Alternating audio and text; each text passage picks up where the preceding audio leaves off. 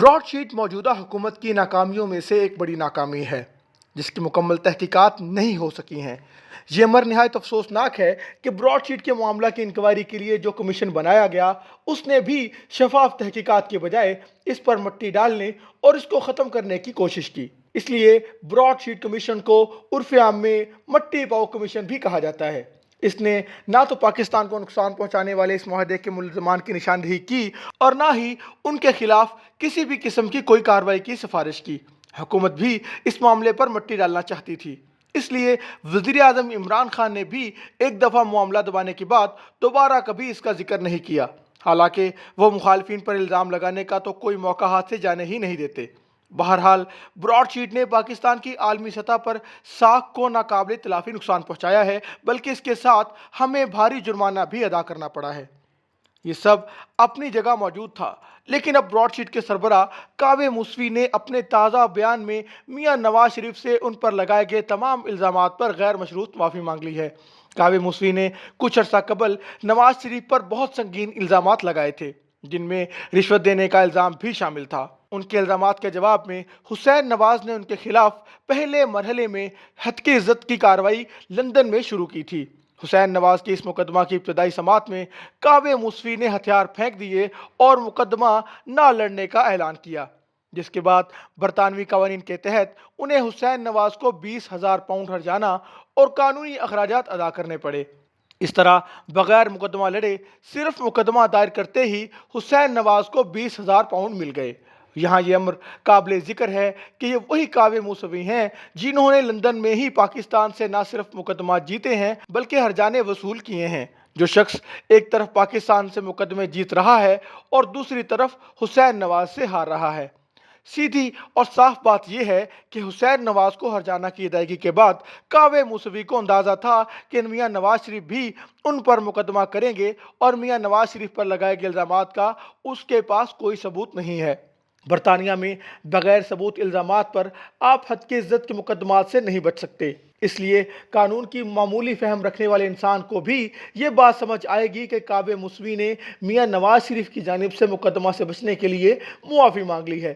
کاوہ موسوی اب حکومت پاکستان اور نیب کا کھیل کھیلنے کے لیے تیار نہیں۔ جب انہوں نے الزام لگائے تھے تب وہ شاید نیب کے کھیل میں شامل تھے۔ اب جب کاوہ موسوی اور نیب کے راستے الگ ہو چکے ہیں تو انہوں نے معافی مانگنے میں ہی عافیت سمجھی ہے۔ کچھ دوست یہ رائے بھی دے رہے ہیں کہ یہ میاں نواز شریف کی پاکستان کی سیاست میں واپسی کے لیے کام شروع ہو گیا ہے۔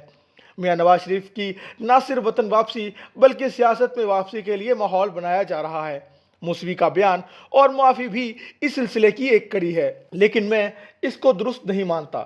موسوی اب پاکستان کا کھلونا نہیں ہے، وہ پاکستان کے ہاتھ سے نکل گیا ہے، اس لیے ایسے سازشی خیالات میں کوئی حقیقت نہیں ہے۔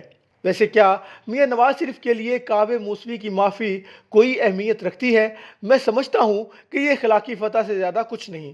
یہ درست ہے کہ اس سے میاں نواز شریف کو ایک اخلاقی فتح حاصل ہوئی ہے، لیکن شاید پاکستان کی عدالتیں ان کی اس اخلاقی فتح کو کوئی خاص اہمیت نہ دیں۔ موسوی کی معافی عام پاکستانی کے لیے تو بہت اہم ہوگی، لیکن عدالتوں کے لیے شاید اہم نہیں ہوگی۔ اس لیے یہ نواز شریف کو پاکستان کے نظام انصاف سے انصاف دلوانے میں کوئی خاص مددگار نہیں ہوگی۔ لیکن پھر بھی موسوی کا یہ بیان کہ انہیں 21 سال کی تحقیقات کے دوران میاں نواز شریف کی کرپشن کا کوئی ثبوت نہیں ملا، پاکستان کے سیاسی ایوانوں میں اپنی گونج قائم رکھے گا، جس کو نظر انداز نہیں کیا جا سکتا۔ میں نے پہلے بھی لکھا ہے کہ کسی بھی معاشرے کو جھوٹ اور جھوٹے الزامات سے پاک رکھنے کے لیے ہتک عزت کے قوانین اور نظام انصاف بنیادی اہمیت رکھتے ہیں۔ پاکستان میں بلا شبہ ہتک عزت کے بہترین قوانین موجود ہیں۔ یہ قوانین نہ صرف عالمی معیار کے حامل ہیں، لیکن افسوس کی بات یہ ہے کہ ہمارا نظام انصاف ان قوانین کے تحت بروقت انصاف نہیں دے سکا۔ پاکستان کی عدالتوں میں ہتک عزت کے مقدمات سال ہر سال التوا کا شکار رہتے ہیں، جبکہ اس کے مقابلے میں مغربی دنیا میں ہتک عزت کے مقدمات کا ترجیحی بنیادوں پر فیصلہ کیا جاتا ہے۔ اس لیے آپ دیکھیں کہ برطانیہ میں کئی پاکستانی میڈیا ادارے ہتک عزت کے مقدمات ہارے ہیں اور ان کو بھاری جرمانے بھی ہوئے ہیں، جبکہ انہی خبروں پر پاکستان میں مقدمات التوا کا شکار ہیں۔ آج پاکستان میں جھوٹ کی تمام آمیزش کی بنیادی وجہ نظام انصاف کی یہی کمزوری ہے۔ آج پاکستان کے سیاسی منظرنامہ پر الزامات کی جو بھرمار نظر آتی ہے، ایک دوسرے کے خلاف گالم گلوچ اور چور چور کا جو شور نظر آتا ہے، اس کی بنیادی وجہ بھی یہی ہے کہ یہاں کوئی پوچھ گچھ نہیں ہے۔ آپ الزام لگا کر صاف بچ سکتے ہیں، آپ کسی کو بھی عوامی جلسہ میں چور یا ڈاکو کہہ سکتے ہیں، لیکن مہذب دنیا میں یہ ممکن نہیں ہے۔ اگر پاکستان کے سیاسی کلچر کو ٹھیک کرنا چاہتے ہیں تو ہمیں حد کی عزت کے حوالے سے نظام انصاف کو ٹھیک کرنا ہوگا۔ کعبے موسوی کی معافی ہمارے سیاستدانوں اور ریاستی انظامہ کے لیے سبق ہے کہ جھوٹ کی بنیاد پر کھیلے گئے کھیل ایک دن بے نقاب ہو ہی جاتے ہیں۔ جھوٹ کی بنیاد پر نکالے گئے سیاسی قائدین عوام کی عدالت سے سرخرو ہی رہتے ہیں۔ اس لیے آج پاکستان کے نظام انصاف سے مرضی کے فیصلوں کے باوجود میاں نواز شریف پاکستان کی عوام کی عدالت سے بری ہیں۔ لوگ ان سزاؤں کو نہیں مان رہے، لوگ ان کے نام پر ووٹ دے رہے ہیں۔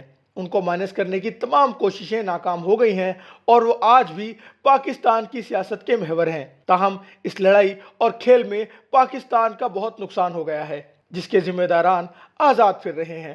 انہیں ایک مخصوص قسم کا NRO حاصل ہے، انہیں مقدس گائے کہا جاتا ہے۔ نظام انصاف اور نظام قانون ان کو چھو نہیں سکتا، اس لیے وہ آزاد پھر رہے ہیں۔ حالانکہ موسوی کے بیان کے بعد ان کے گرد گھیرا مزید تنگ ہونا چاہیے تھا، انہیں قانون کی گرفت میں آ جانا چاہیے تھا۔ کون تھا وہ جس نے موسوی سے معاہدہ کیا؟ کون تھا جس نے اس معاہدے میں بروکر کا کردار ادا کیا؟ کون تھا جو حال ہی میں لندن میں پاکستانی حکومت کی طرف سے موسوی کو ملتا رہا؟ موسوی نے ڈیوڈ روز پر جو الزامات لگائے ان پر کوئی بات کیوں نہیں کرتا؟ یہ سب سوال ہمارے ارد گرد موجود ہیں، لیکن ان پر کوئی ایکشن لینے اور ان کے جواب ڈھونڈنے کے لیے تیار نہیں ہے۔